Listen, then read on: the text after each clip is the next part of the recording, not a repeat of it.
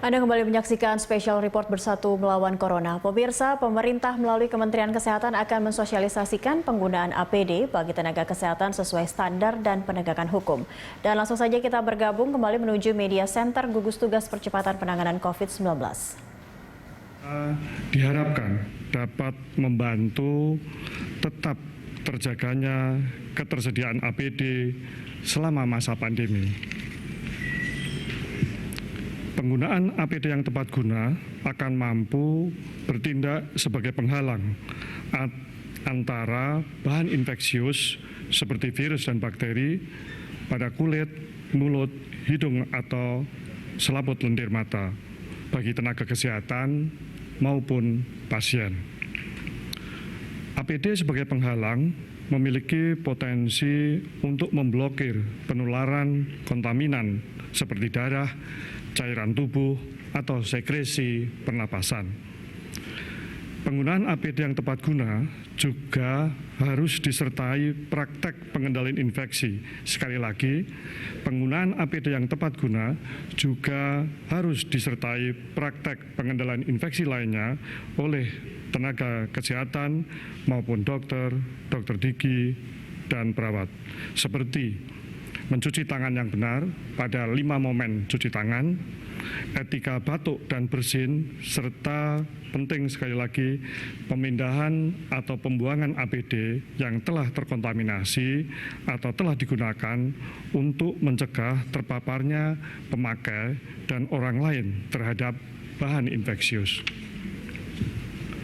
Pemilihan APD yang tepat guna perlu mengidentifikasi potensi paparan penularan yang ditimbulkan serta memahami dasar kerja setiap jenis APD yang akan digunakan di tempat kerja, di mana potensi bahaya tersebut mengancam petugas kesehatan di rumah sakit. Prinsip-prinsip yang harus dipenuhi dalam pemilihan APD adalah harus dapat memberikan perlindungan terhadap bahaya yang spesifik atau bahaya-bahaya yang dihadapi seperti percikan, kontak langsung maupun tidak langsung.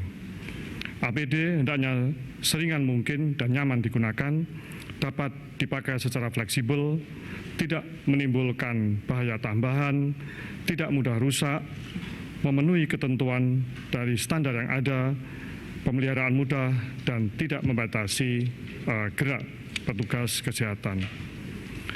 Bapak Ibu semuanya, kita mengenal beberapa jenis APD seperti masker, ada masker N95, masker bedah, dan masker kain.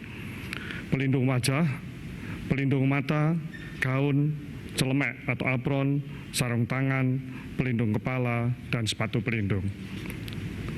Bapak Ibu yang saya hormati, teman sejawat dokter, dokter gigi, Kementerian Kesehatan telah menerbitkan buku petunjuk teknis. Di sini sudah lengkap terkait dengan standar seperti apa yang diperlukan oleh tenaga kesehatan maupun masyarakat dan pasien, dan jenis-jenis apa yang digunakan. Saya akan menjelaskan sedikit, barangkali yang saat ini sedang dipersoalkan adalah pemakaian masker dan gaun ya, atau khususnya untuk coverall. Perlu sejawat dan Bapak Ibu ketahui bahwa masker, ada masker kain, masker N95, dan masker bedah. Untuk masker kain tidak dianjurkan untuk petugas kesehatan, tetapi untuk masyarakat ini bisa digunakan karena akan lebih baik menggunakan masker kain daripada tidak menggunakan sama sekali. Tetapi masker bedah ini sangat efektif untuk memblokir percikan atau droplet dan tetesan dalam partikel besar. Tetapi untuk N95 ini mampu menyaring hampir 95% partikel yang lebih kecil dari 0,3 mikron dan dapat menurunkan paparan terhadap kontaminasi melalui airborne. Kemudian perlu diketahui bahwa tindakan-tindakan apa saja di rumah sakit yang memerlukan N95 ini.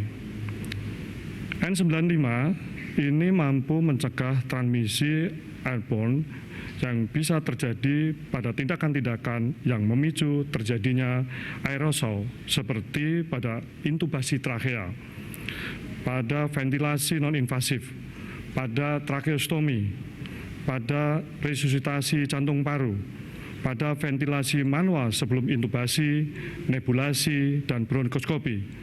Kemudian untuk sejawat dokter gigi juga perlu menggunakan pada pemeriksaan gigi seperti scaler, ultrasonik, dan high speed air driven. Kemudian pada sejawat dokter spesialis THT untuk pemeriksaan hidung dan tenggorokan, serta teman-teman sejawat dokter mata, dan juga pada saat sejawat dan tenaga kesehatan lain melakukan pengambilan swab. WHO merekomendasikan untuk tenaga kesehatan menggunakan masker bedah. Tetapi pada kasus-kasus tertentu, pada tindakan-tindakan tertentu seperti yang saya sebutkan tadi, menganjurkan dan merekomendasikan untuk menggunakan masker N95.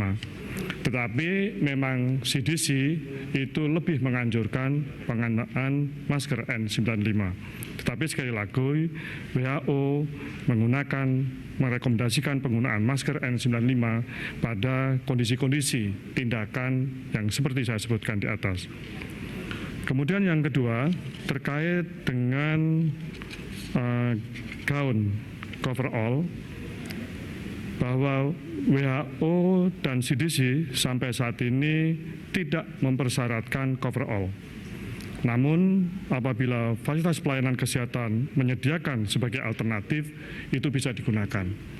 Dan dalam situasi wabah COVID di Indonesia saat ini dengan laju peningkatan kasus konfirmasi positif yang cepat, maka penggunaan coverall dapat memperluas area perlindungan diri bagi petugas. Bapak Ibu semuanya, para dokter, para manajer rumah sakit, juga tenaga kesehatan lain, nantinya Bapak Ibu semuanya bisa melihat pada buku ini, pada halaman 13 sampai dengan 18, ini APD apa yang digunakan, siapa saja yang menggunakan, dan pada level seperti apa APD itu digunakan, Bapak Ibu semuanya bisa melihat dengan jelas pada buku ini.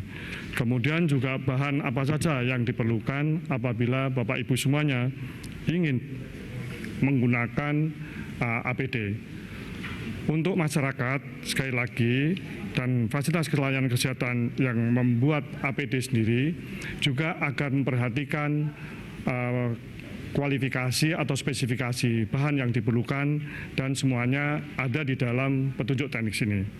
Sekali lagi, jenis APD yang digunakan pada kasus COVID-19 berdasarkan tempat layanan kesehatan, profesi, dan aktivitas petugas menurut WHO bisa dilihat pada bagian buku ini. Pada akhir kesempatan ini, saya mengingatkan kepada Bapak Ibu semuanya, pertama, agar selalu melakukan cuci tangan, dan untuk petugas kesehatan sekali lagi cuci tangan pada 5 momen. Kemudian gunakan alat pelindung diri yang tepat guna, jaga jarak, dan melakukan aktivitas di rumah dengan produktif.